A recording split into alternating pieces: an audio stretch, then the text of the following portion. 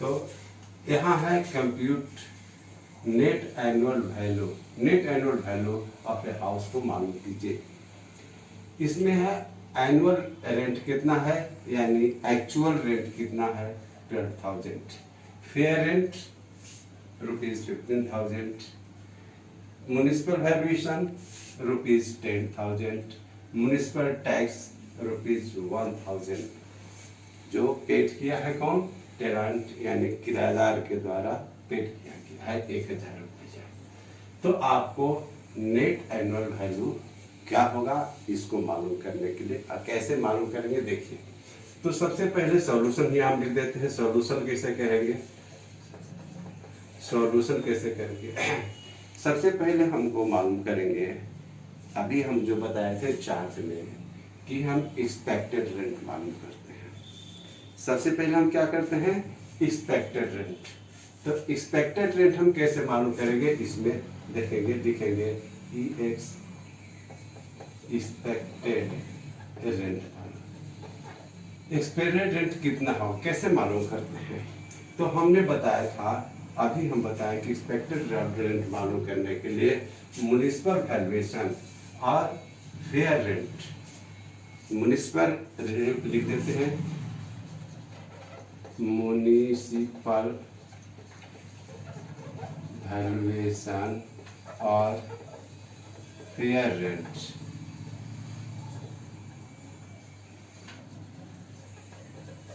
which is greater, whichever is greater, ये दोनों में जो बड़ा होगा वो क्या होगा, वो ही एक्स माने होगा आपको एक्सपेक्टेड रेंट। तो यहाँ देखिए म्युनिसिपल वैल्यूएशन, वैल्यूएशन रेट कितना है 10,000 और फेयर रेंट 15,000 है। फेयर रेंट 15,000 और म्युनिसिपल वैल्यूएशन 10,000। तो ये दोनों में बड़ा कौन हुआ, 10,000 या 15,000, तो 15,000 बड़ा है। तो एक्सपेक्टेड रेट क्या कितना हो जाएगा, एक्सपेक्टेड रेट आपका हो जाएगा 15,000। इस दोनों में जो बड़ा है उसको हमने ले लिया। ये पहला हमने मालूम कर लिया, इसको हम पहला लिख देते हैं और दूसरा हमको फिर और करना है। फिर एक चीज और दिया है एनुअल रेंट, यानी एक्चुअल रेंट भी दी हुई है। एनुअल रेंट भी कह सकते हैं या एक्चुअल रेंट। एक्चुअल रेंट कितना है आपका दिया हुआ है रुपीज कितना 12,000। अब इसमें भी हमको देखना होगा कि कौन बड़ा है, इसमें से एक्सपेक्टेड रेंट और एनुअल रेंट में कौन बड़ा है। विच एवर इक्वल लिख देते हैं,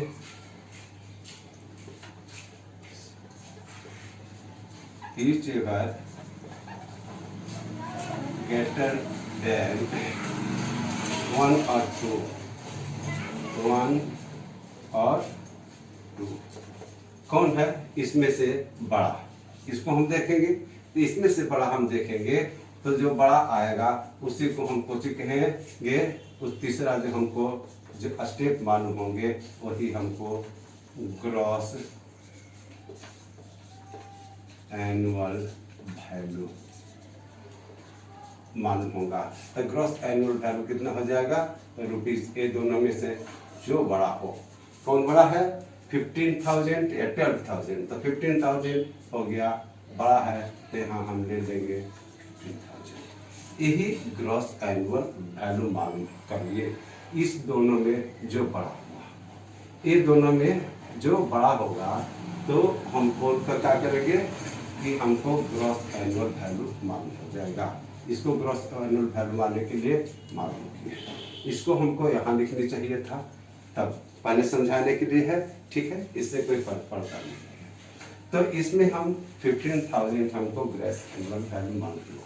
अब यहाँ हमको निकालना है क्या, नेट एनुअल वैल्यू।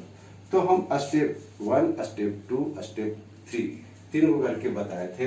तो बताए थे कि म्युनिसिपल टैक्स को यदि हम डिडक्ट कर देते हैं यानी घटा देते हैं या लेस कर देते हैं तो हमको किसमें ग्रॉस एनुअल वैल्यू में हम घटा देते हैं तो ही हमको मालूम हो जाता है नेट एनुअल वैल्यू। तो इसमें हम लिख देते हैं लेस म्युनिसिपल टैक्स। अब यहाँ देखिए, यहाँ म्युनिसिपल टैक्स किसने पेड किया है? पेड बाय टेनांट है। यहाँ हमको जी है पेड बाय टेनांट। टेनांट पेड करता है, तो हमने उस जगह बताया था कि वह उसको घटाया नहीं जाता है, नहीं घटाया जाएगा। इसको मैंने कब घटाया जाएगा? कब घटाया जाएगा? जब ऑनर पेड करते हैं, म्युनिसिपल टैक्स ऑनर पेड करते हैं, तब हम एनुअल वैल्यू में से म्युनिसिपल टैक्स को हम घटाते हैं। और यदि टेनांट करता है, किराएदार करता है, तो हम नहीं घटाते हैं। यानी नहीं घटाएंगे तो कितना ही रह जाएगा? तो इस जो कहते हुए रह जाएगा कितना? 15,000, यानी 15,000 ही हमारा कुछ होगा नेट एनुअल वैल्यू। ये क्या मालूम होगा हमको? नेट एनुअल वैल्यू हमको मालूम होगा, या एनुअल वैल्यू भी कह सकते हैं। यही हमको नेट एनुअल वैल्यू मालूम होगा। तो इस उदाहरण से आप समझ गए होंगे कि ये जो है रेंट कंट्रोल एक्ट के अंतर्गत में नहीं कवर करता है। क्यों नहीं कवर करता है? इसलिए कि इसमें स्टैंडर्ड रेंट नहीं है। स्टैंडर्ड रेंट रहता तो वह रेंट कंट्रोल एक्ट कवर करता। ये तो रेंट कंट्रोल कवर नहीं करता है, तो इसमें जो सबसे अधिक होगा तो होगा ही। एक जो देखे, ऐसे भी देखे कि तीनों को मिला के देखे, ई और ए तीनों में सबसे अधिक है, ये 15,000 है, तो 15,000 ठीक होगा। एनुअल वैल्यू 50,000 डायरेक्ट ऐसे भी निकाल सकते हैं, लेकिन यहाँ एक प्रोसेस के तहत हम निकाल करके आपको समझा दिए। तो इस तरह भी निकाल सकते हैं, या डायरेक्ट निकालना हो तब आपको देखेंगे कि इन तीनों में सबसे अधिक होगा वही होगा। कब? जब रेंट कंट्रोल एक्ट के तहत में नहीं आता है तब। और यदि आता है तो उसमें तो स्टैंडर्ड रेंट रहेगा, तब स्टैंडर्ड रेंट रहेगा, तो उसको हम कैसे निकालेंगे? इसको हम दूसरे उदाहरण से समझते हैं। आइए एग्जांपल 2 के देखिए, Raja own a house property which has been laid out to Rani on a monthly rent of ₹8,500। 8,500 में राजा था, अपना एक राजा का एक अपना घर था, वो अपना रेंट पर रानी को लगा दिया। कितना? 8,000 पर मंथ के हिसाब से लगा दिया। मंथली रेंट कितना था? 8,500। Rani left the house after 10 months। 10 महीना के बाद रानी ने क्या किया कि उस मकान को छोड़ दिया। And the house remained vacant for next 2 months। और तब क्या हुआ? जब वह छोड़ दी तो क्या हुआ कि 2 महीना मकान खाली रह गया। 2 महीना मकान खाली रह गया, यानी 10 महीना रानी उस घर में रही। Other details of the house for the whole year as और दूसरा डिटेल्स जो पूरे साल का है वह इस प्रकार दिया हुआ है। फेयर रेंट कितना था? ₹1,08,000।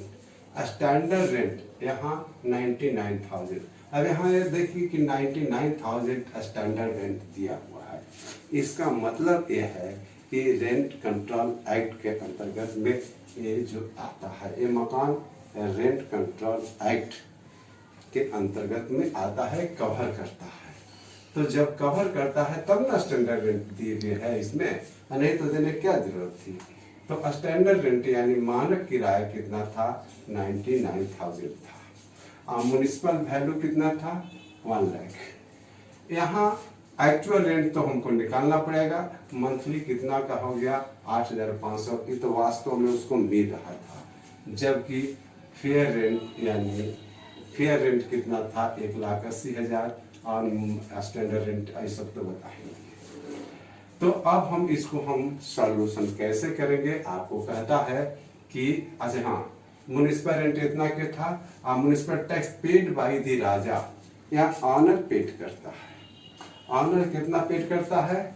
12,500 म्युनिसिपल टैक्स पेड करता है, include ₹2,500 for the last year, यानी पिछले साल का उसमें 2,500 रुपया शामिल है।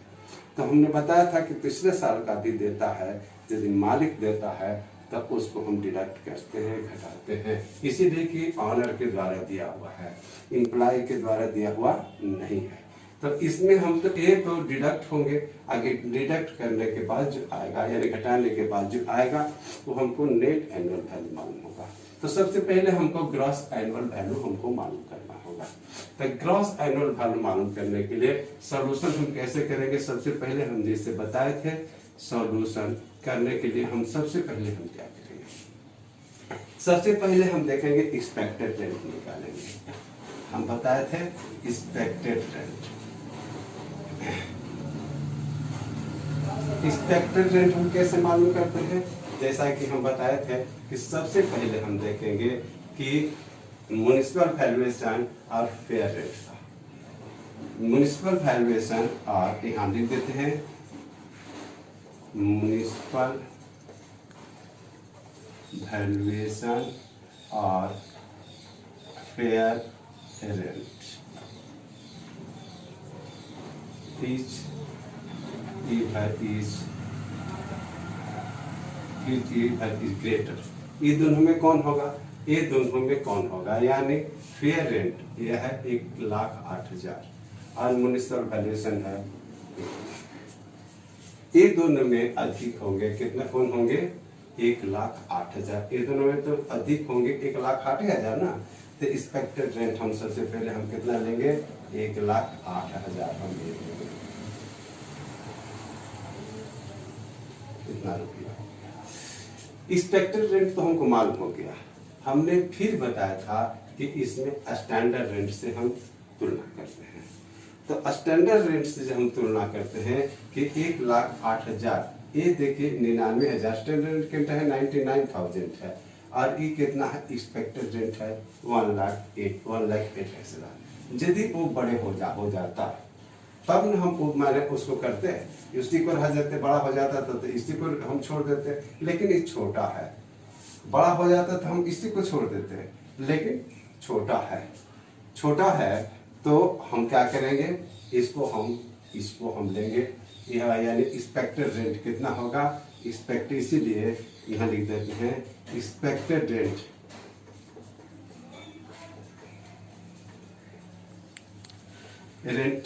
हमको कितना होगा? यहाँ हम लिख देते हैं एक्सपेक्टेड रेंट, यहाँ लिखते हैं can not exceed of standard rent हम बताए थे। तो कितना हो जाएगा? एक्सपेक्टेड रेंट हो जाएगा ₹99,000। यही एक्सपेक्टेड रेंट हो गया। ये भी कैन नॉट बी एक्सीडेड, तब तो यही हो जाएगा। हम जैसे अभी बताए थे पीछे एक परफॉर्मा में हम जो बताए थे इसी तरह बताए थे कि एक्सपेक्टेड रेंट कितना हो गया। जब हमको एक्सपेक्टेड रेंट मालूम हो गया तो हम उसके बाद हम क्या मालूम करेंगे? PER मालूम करेंगे। PER हम कैसे मालूम करेंगे? सो देखिए, तब PER मालूम कर लेते हैं। तब PER कितना होगा? Earning rent. PER मालूम करने के लिए 99,000 इंटू, अब यहाँ देखिए कितना दिन रहा। यहाँ हम बताए थे कि वैकेंट रहा था, खाली रहा था 2 माह और रहा था कितना दिन? 10 महीने। तो जितना दिन रहा है उसी को हम निकालेंगे ना, उसी पर लेंगे ना, टैक्स उसी पर कैलकुलेट होगा। जितना मिला है तो 10 महीना का है तो 10/12 करके निकालते हैं कि कितना होता है। इसीलिए कि 2 माह हुआ खाली रहा है तो 10/12 निकालेंगे तो कितना होगा? PER बराबर हो जाएगा कितना? आप काट के देखिए कितना आएगा, निकाल के देखते हैं कितना है।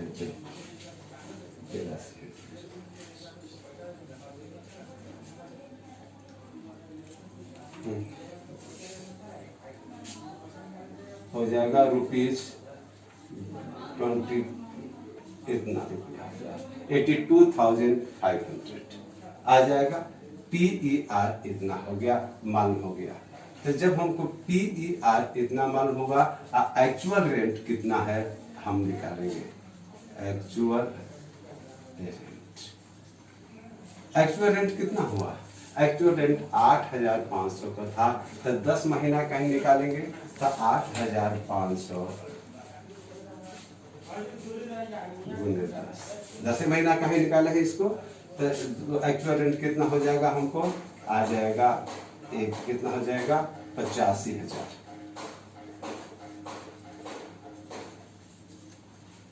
एक्चुअल रेंट कितना 85,000 मालूम हो गया। अब इसके बाद हम क्या करेंगे, तुलना करेंगे। उसके बाद हम क्या करते हैं, एक्चुअल रेंट है PER में जो मैंने होगा तुलना करके देखेंगे। तो तुलना करके देखेंगे, कैसे तुलना करेंगे इसको देखेंगे। इधर हम करते हैं, in case of property which is let but remain vacant, the gross annual value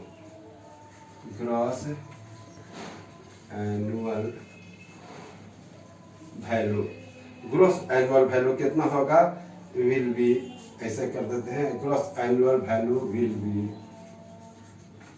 कैसे निकालेंगे इसको आप समझे बढ़िया से, तो आपको हम निकालेंगे कैसे। AR यहाँ हम निकाल के समझा देते हैं। AR बराबर होगा, आपको कैसे निकालेंगे, AR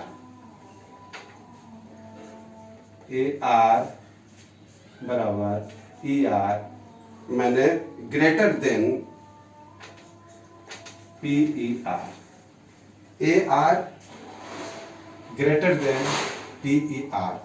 तो आपको और दोनों में हम AR ऐसे भी कर सकते हैं। AR तो हम निकालने के लिए जान गए कि AR कैसे निकालेंगे। अब ER कैसे निकालेंगे,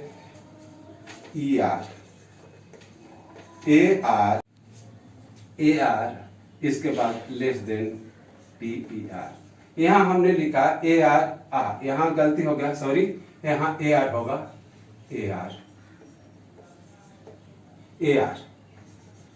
AR greater than PER and AR less than कितना है, PER।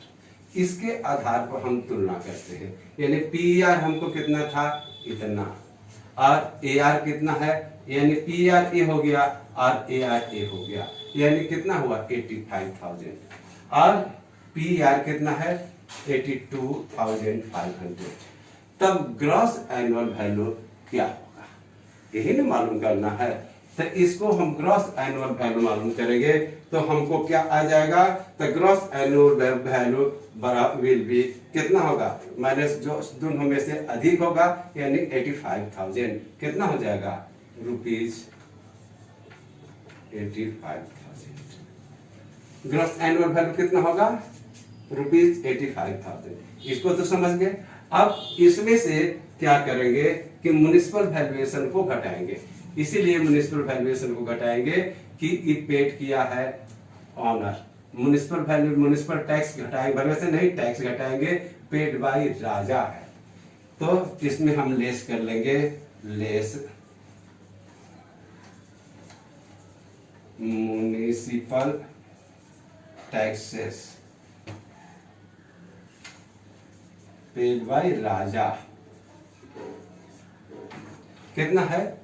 अब यह बताया कि टोटल उसको आगे का है पीछे का दोनों में से कोई घटा लेंगे तो हमको कितना है, तो टोटल हो जाएगा 12,500। तो घटाने के बाद क्या आएगा, घटाने के बाद में आएगा 5, यहाँ हो जाएगा 272,500 रुपीज। ए हो गया, ए क्या हो गया, मैंने आपका 72,500 ये हमको कौन आया, ग्रॉस, हमको आएगा नेट एनुअल वैल्यू। क्या हम कहेंगे इसको, नेट एनुअल वैल्यू, NAV। इसको हम नेट एनुअल वैल्यू भी कहेंगे, नेट एनुअल वैल्यू। ये मालूम हो गया, नेट एनुअल वैल्यू हमको मालूम हो गया। तो नेट एनुअल वैल्यू हमको मालूम हुआ कितना, यहाँ 2 जीरो दिया गया है, ऐसा कीजिए 1 जीरो होगा, यानी 72,500 इसका नेट एनुअल वैल्यू होगा। तो इसको भी हम कैलकुलेशन करके हम देख लिए, कंप्यूटेशन करके देख लिए कि कैसे कंप्यूट करते हैं।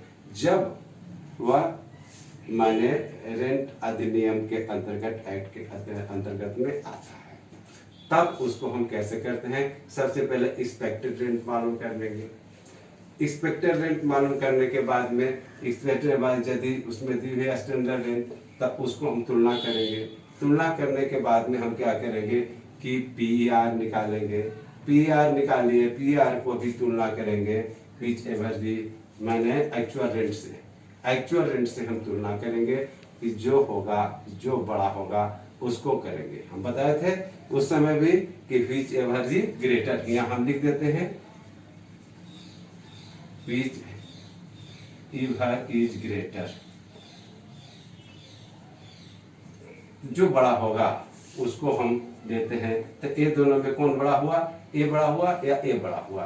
तो यहाँ हम देखते हैं कि ए बड़ा हो गया, तो हम ए बड़ा हो गया तो इसको हम ले लिए। यही हमको कुछ हुआ ग्रॉस एनुअल वैल्यू मालूम हो गया।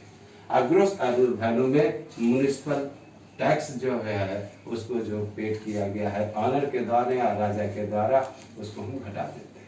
घटाने के बाद में जो आता है वही एनुअल वैल्यू मालूम होता है। एनुअल वैल्यू कहिए या नेट एनुअल वैल्यू कहिए, ये मालूम हो जाता है।